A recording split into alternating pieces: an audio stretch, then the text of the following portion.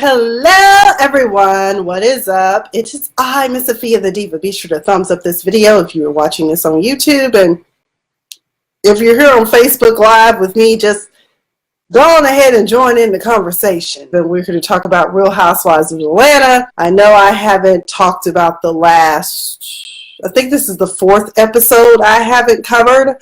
But I'm kind of going to go back a little bit. But really, this episode resonated so much with me, and it was so timely because I've dealt with the situation like the Tanya, Nene type dynamic, and you have a friend that's going through something and they kind of lash out at you or make you feel like you're the bad guy and you did nothing wrong or nothing to deserve this. But real quick, last time I talked about Real Housewives of Atlanta, I don't remember what had happened, but I do know that they did plan this lovely trip to Tokyo, courtesy of Tanya and Eva, because Eva was feeling guilty about Nene not being part of the Miami bridesmaid getaway. My thing with that is that, okay, bravo, y'all did a great job of staging this all expense paid trip that you're paying for the cast, okay? Let's be real. Nene has been asked to give a toast, from what I recall, at Eva's, hey Crystal, how are you? Nene is only giving a toast at this wedding, so child, I don't know. I don't understand. But either way, in that time, Portia attended Todd's 45th Jordan-themed basketball birthday party, where this girl that used to work for her, whom we saw in the clip probably about 2 or 3 seasons ago, Portia was in some heels chasing her down, talking about she's a disrespectful bitch or something like that. And now this girl works for Kandi. I, like so many of my other fellow YouTube bloggers, are wondering, why is it that Kandi would hire someone that she knows Portia doesn't get along with? That just doesn't make sense to me. But it's Kandi. So apparently Dennis and Portia attended Todd's party, and the girl that Dennis was messing with prior to getting with Portia was there and was antagonizing them. I believe Portia over anything. And it's awfully curious how Kandi didn't want Bravo there to film this particular episode or this particular part of her life act, right? Needless to say, the Candy Cane gang claimed that Portia was being the aggressor and was like up on girls just about what you want, what.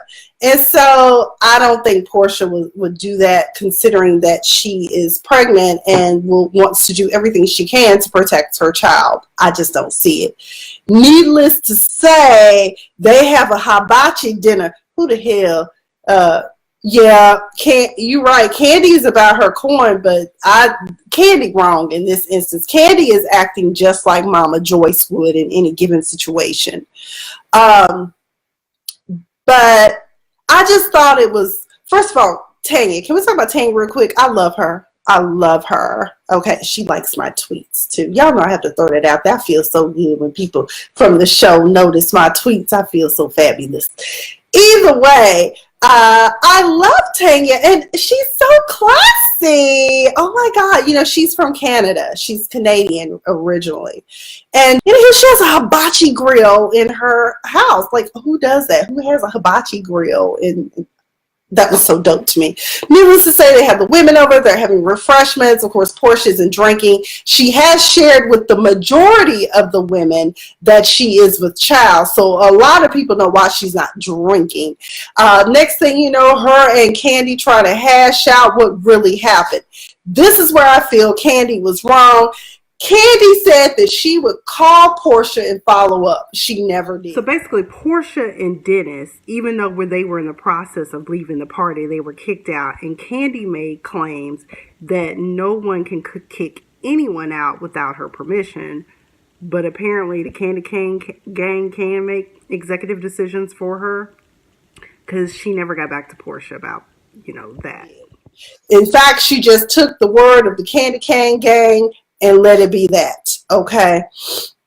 So I didn't like that. I thought it was very immature. I thought it was a very inappropriate. And so next thing you know, tempers are flaring and Portia got it in and basically got Candy's ass. Meanwhile, I was laughing at Shamari because after all this blow up and everybody calmed down, they downstairs at the hibachi grill. People told, "Oh Lord Jesus, how my got to be glue is coming loose, my weed about to fall out." So everybody has to go back upstairs and sit upstairs. Crystal says, Portia is cray-cray, though. She may need to go through another round of therapy for anger. I really don't think this time Portia did anything. I think that the Candy Cane gang are exaggerating all of this. I really do. Plus, it seems like it was a setup from jump. Like, as a responsible party goer, when you knew Portia was coming, why would you even allow old girl to bring Dennis's ex to the party? But then again, your husband has done it too. Phaedra, when Phaedra was still on the show, y'all brought Apollo's new fiance onto the show and let her be a part of the drama. So I just thought it was kind of odd that Candy would even sit up there and even allow for that to happen when you knew that a conflict could possibly happen and you didn't know Portia was pregnant at the time, so you probably thought she was going to pop off and then that would justify throwing her out. But I really don't believe anything happened. But I thought Shamari. Hey, Sarah, Shamari, how you doing, girl? She be killing me because Shamari was sitting up there. Everybody, all the chaos and disorder going on, and she like, I'm hungry. I'm away from them daggone children. I love my babies, but I'm hungry and I need a good drink. Okay, and so she was up there. Baby, the plate, she was like eating like, I said, Lord, do Ronnie have you locked in the basement, girl? And all you can do is watch them babies. What is going on? I don't know who pointed that out, but I was like, it do make you think, like. So they announced they're going to Tokyo. Great. They get to Tokyo, the day of the trip, everybody's there. First of all, why do these women need so much luggage? How much is Bravo paying for all this daggone luggage? Like, honestly, when I travel internationally, I think 2 bags would be sufficient for me to check in. Although Yolanda and Robin and my other crew members that I travel with, Sophia, they might say differently. But either way, I just like all this luggage. Y'all know they got to Tokyo, and whose bag? The biggest shit talker in the group ain't got no luggage. Marlo, oh my God, I have no luggage. Where is my luggage? I'm sorry, I'm having a good time with this. Y'all just don't know. My week, these past couple of months, has been bona fide hell, okay? So I'm having me a good time, honey. My life right now, it ain't what I think it should be. But you know what? But God. Amen. Okay. So Marlo ain't got no luggage. Baby, she wore her wig without the glue. Who does that, girl? You should have packed that in like what they call a train case or your little carry-on. One thing about me, I always pack a couple of outfits in my carry-on just in case, heaven forbid, my luggage don't make it. So they get there. What was it? Eva decided to, let's get all of our issues out on the table. And she starts with Portia, okay? Because Portia, during the hibachi dinner, decided it would be a good time to call Eva out in front of the entire group. Now, yes, Eva is shady, okay? But I just was trying to figure out, why would you not take her off to the side and talk to her about this? Instead, have you ever been shady to Cynthia? Eva's like, what? I don't know what you're talking about, okay? And I was like, okay, what are we doing? What's going on here, honey? What's going on? So needless to say, I'm glad that Eva did that and everybody else got it out. Marlo had to be extra. I heard you talking about me like a cat. And I was like a cat? Like, we just usually say dog. That's part of our vernacular. I've never heard talking about a cat, talking like a cat, but okay. Oh, we learned that the entire group learns that Nene Shun, Portia's pregnant. Okay. They also are going to have a travel guide to help them because in Tokyo, not everyone can. Monica, that's what she gets. Carmen's a bitch. Marlo had no luggage. She had no luggage.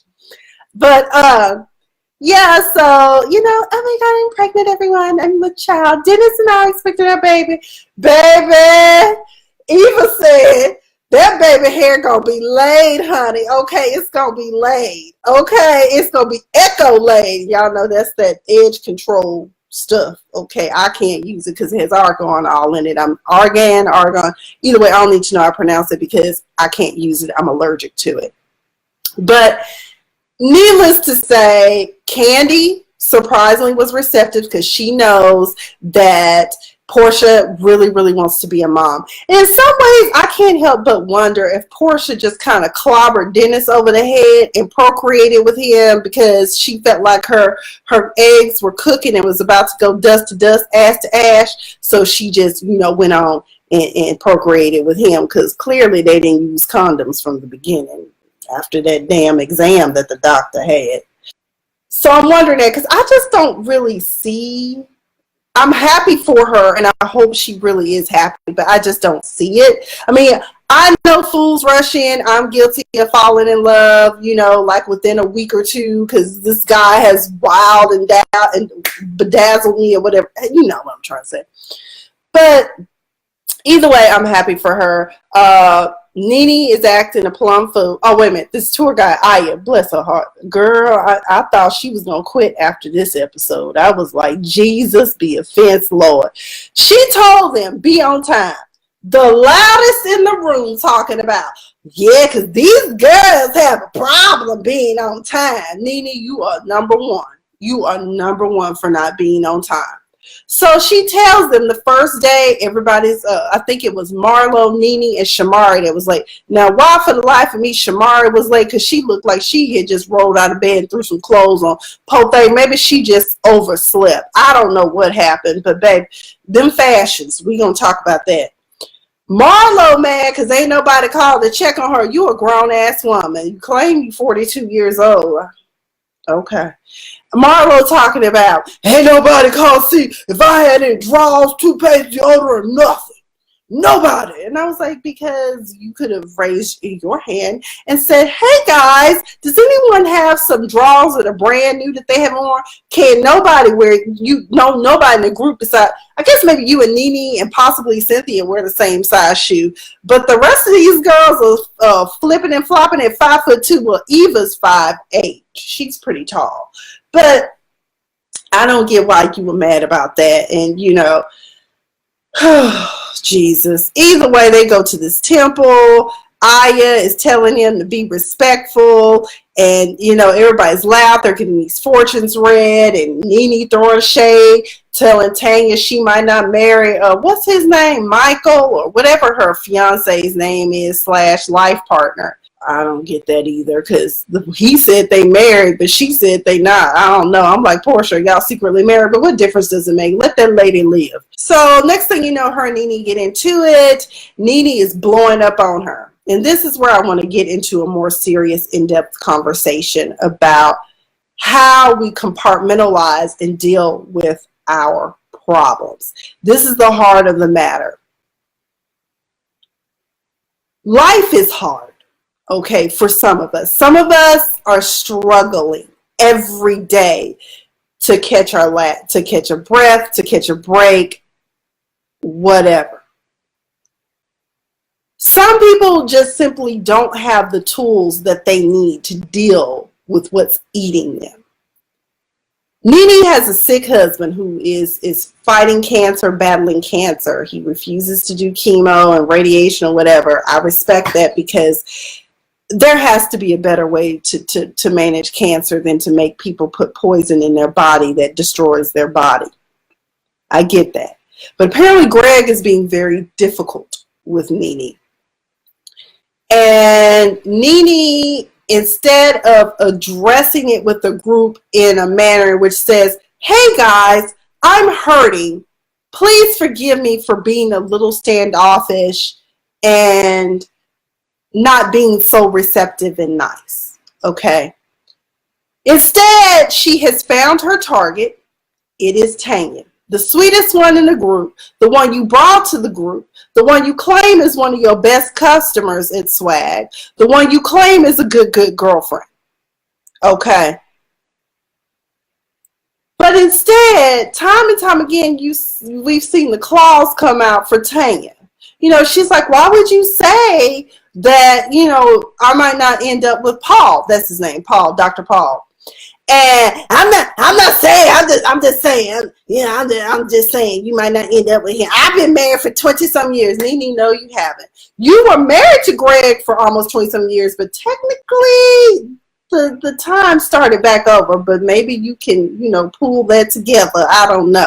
But Tanya has done nothing wrong. And what I found so disconcerting is just how everyone kind of defended Nene in their confessionals, like Cynthia and I think even Portia.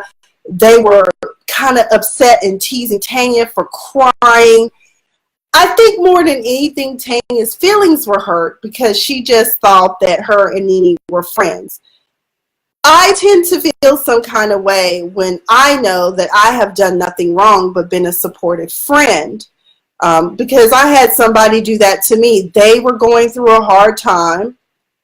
I was there for them every step of the way, supportive as I could be, but they shut down, didn't want to communicate, and if we were together or around each other, there was nothing but mean things to say. Things that used to be cute and a joke became vicious. The claws come out. You can tell when there's a difference. One of the things as caregivers, I know it's hard for them. I know. Because you have this individual who you love, but they're turning into somebody else. And Gregg is being difficult with Nene. And throughout this trip, she's been having a hard time getting in contact with him stateside. Okay. But let me say this. That is no excuse for verbal abuse. Okay, there is no excuse for you lashing out at somebody because your life is twisted and messed up. You don't do that. What you do is you separate yourself from the situation. But I see that production really is pushing Nene to be in all of these things because, you know, she got up and left the table. And then they chased her down in a taxi and she was like, bye, I don't want to be bothered. I was like, oh, girl, you know you need that check because you need to take care of Mr. Gregg, okay? But she was very mean to Tanya. And then everybody was like, what did they say? Cynthia was like, I think, you know, Tanya just needs to get over it because Nene is going through a very hard time. You don't know what Tanya is going through. She could be going through something too. And then y'all are hurting her feelings. And then Portia and they or somebody was like, it's not crying time. It's Eva time. Okay, well, okay, we get that. But Nene's behavior was totally uncalled for. Saying things like, give me 50 feet on Paul, I don't want him. It's almost like she's reverting back to the time when we all thought she was trying to give Mr. Peter Pumpkin eater, okay? Hold on, y'all, let me get sick. By the way, I'm so excited. This right here is an apple cider. I found these apple ciders when I was in Hong Kong. Couldn't find it anywhere stateside. What is this? A Copa Bear premium cider with strawberry lime, but it's a Swedish apple cider, y'all, and it's so good. They should pay me for this endorsement. But either way, let me get into this episode now because this is Tempers in Tokyo. So y'all all caught up? We all caught up. Everybody who's watching, some of y'all on stealth mode, but I know you're there. So Nene is gone. All the ladies are back on the bus. Marlo and Eva. Eva, you are just this and that. You ain't no couture model. Eva, you ain't shit. You ain't this. And boy, if I tell you, Miss Eva, honey, did not give Marlo the dragging of her life. I was like, bravo, sis. Bravo. I am so here for it because Marlo is a bully. This girl's grandfather that she loves and adores is about to die. And that's the other parallel right there. Eva ain't acting crazy like Nene and her grandfather. She can't even be there to hold his hand to watch him take his last breath. But yet she's still acting a fool. Okay, okay, no, unacceptable. So Marlo was telling Eva she don't know anything about couture and all of this. And she was never a runway model. I am couture. I got couture in my closet. And I'm just like, girl, like, what is it with your obsession with designer labels? Oh, excuse me, y'all. My roommate's got hot as Hades in here. I'm just like, whew. So either way, you know, she was like, I got on couture right now. I got on $1,200 flip flops, and that's when me and Candy both were like, you got on what? $1,200 flip flops, girl? Why? Like, why do you need $1,200 flip flops? What is that all about? I don't care how much money I get, baby. I'm not paying $1,200 for no damn flip flops. And I'll tell you what, I will pay $1,200 for if I can get my hands on some damn Giuseppe Zanotti boots. I'll pay $1,200 for those. Okay. And let me just give y'all a quick plug on why a lot of people buy designer. When you buy designer, not only are you buying quality, but if something should go wrong with it, 9 times out of 10, the company will replace it. Now, I've had I would call it second, third tier, however you want to look at fashion. I've had my Ralph Lauren jeans replaced. I've had my BCB, what is it called? Generation, but it was girls then. I've had my shoes replaced by them because something went wrong. And it was like a couple of years after I had made these purchases. So that's a lot of times why people buy designer. That's the big thing with them.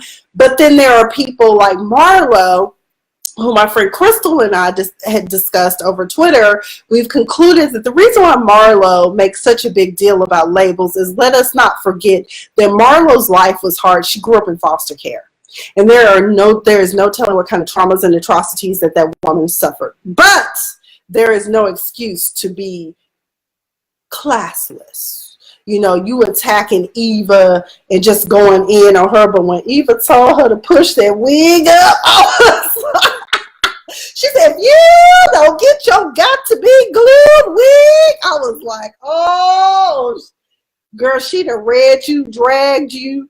Girl, you should just go crawl in the damn hole and not come out. That's what you should do. That's what you should do. I don't get what Marlo's issue is with Eva. Plus, like Eva said, I wouldn't be surprised if a lot of Marlo's fashions are not rented.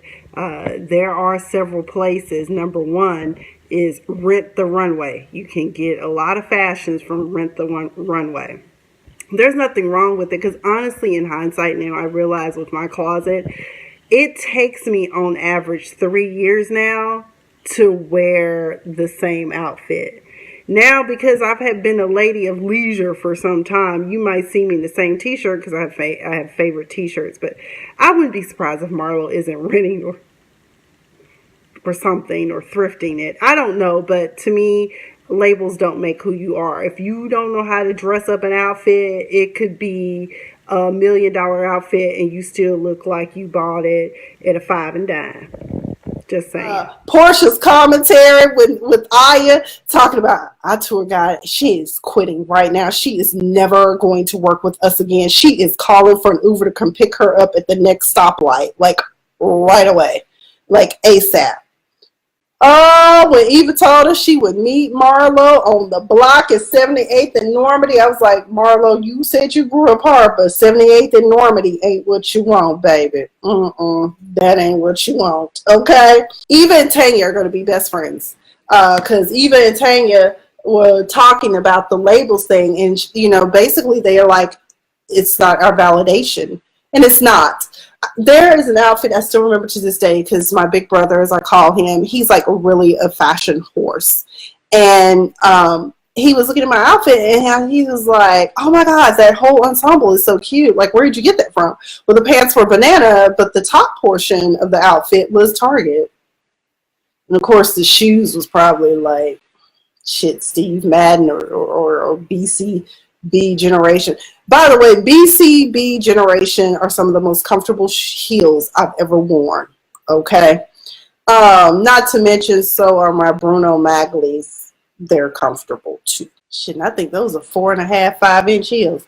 So are my Brian Atwoods. They're comfortable too. Nene is nasty to everybody. Okay, just nasty. Portia don't feel well.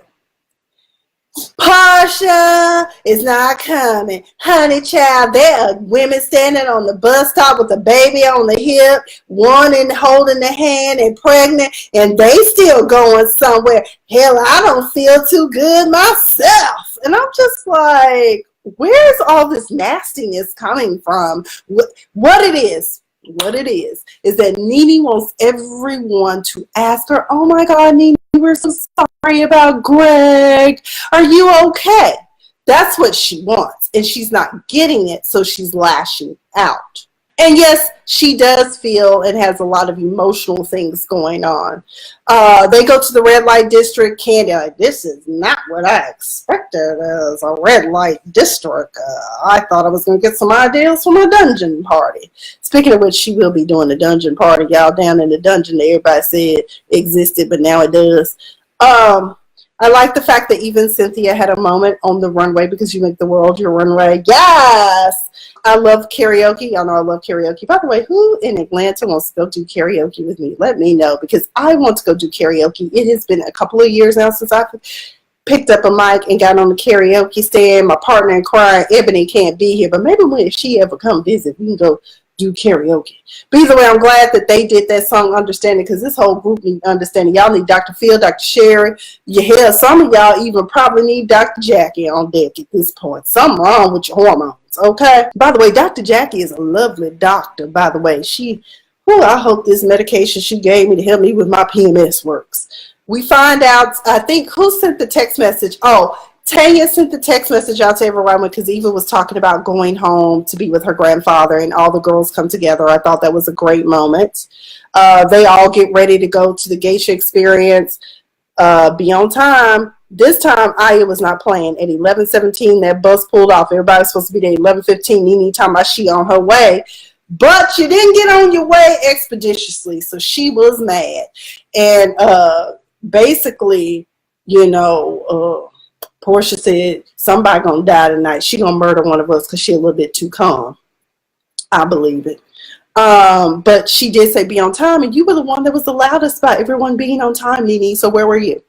Ring the alarm. I've been doing this too long. I'll be damned if I see another chick on your arm. I was like, somebody better ring the alarm because Nene gonna kill somebody. Someone please call 911. Marlo, they go to this geisha experience. I was so mad at Marlo. She was so ratchet and so classless.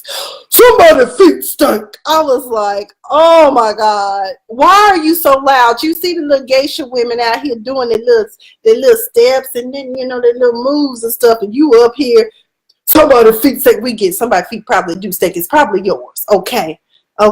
Luckily, this woman did get her luggage finally. After being there 2 days, they finally got their luggage.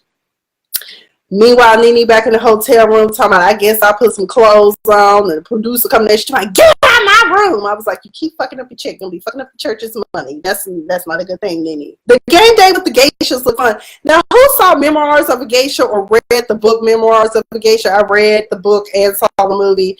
Y'all know they ain't nothing but high-class prostitutes, right? So they go up to the highest bidder and they sell their I forgot what they call it, but either they sell the virginity, but I have the Japanese name for it.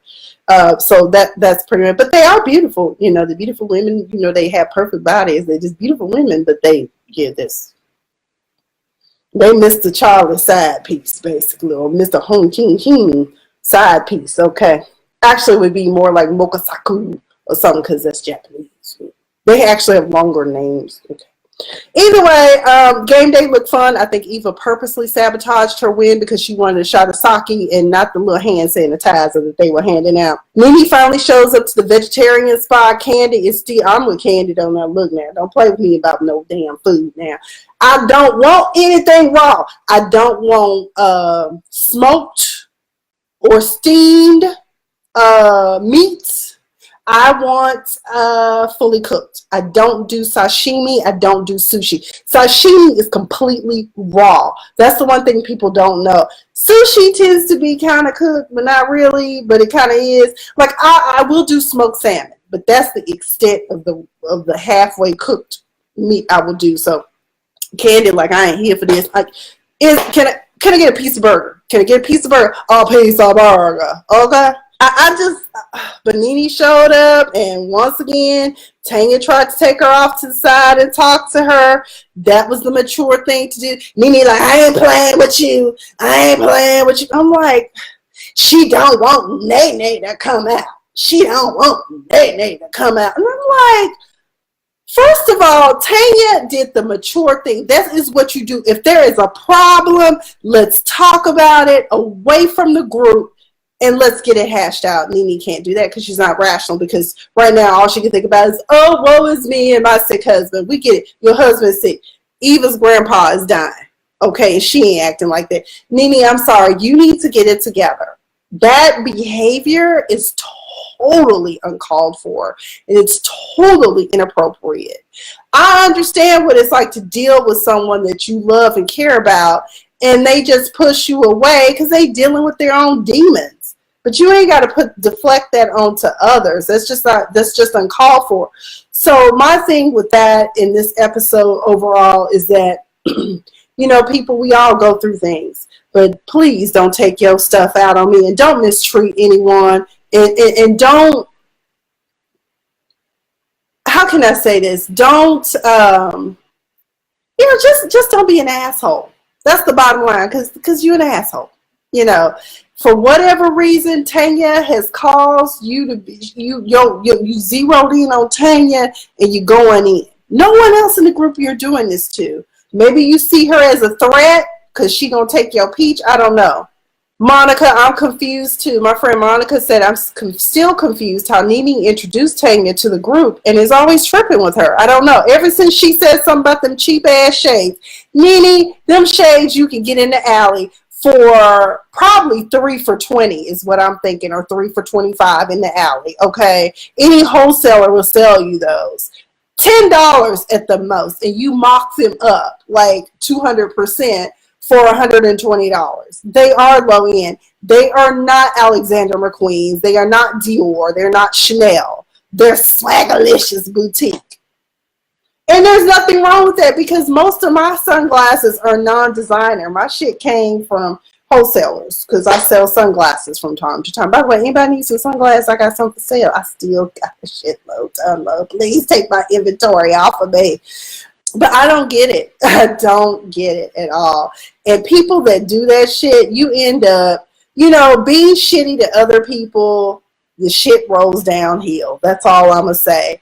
When people have been nothing but supportive for you and been a friend to you, and you do that, you pull these type of stunts, just wait. Karma going to come bite you in the ass faster, as Justin J would say. But I'm trying to think, what does he say after that?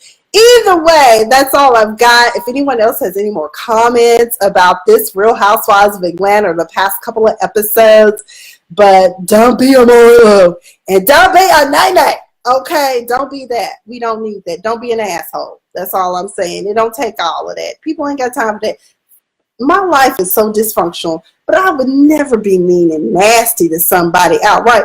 That's why I'm telling you right now, my roommate will tell you right now, I stay in my room, because the shit I'm going through, no one needs to be going through what I'm going through right now. It makes no sense. It follows no logic. And, I'm just like, it's best I isolate myself from everyone. But I had a lovely therapy session yesterday, so I'm feeling pretty good. So things are going to be better. They are going to get better. Promise. Either way, I will talk to you guys later. I've been Miss Sophia the Diva.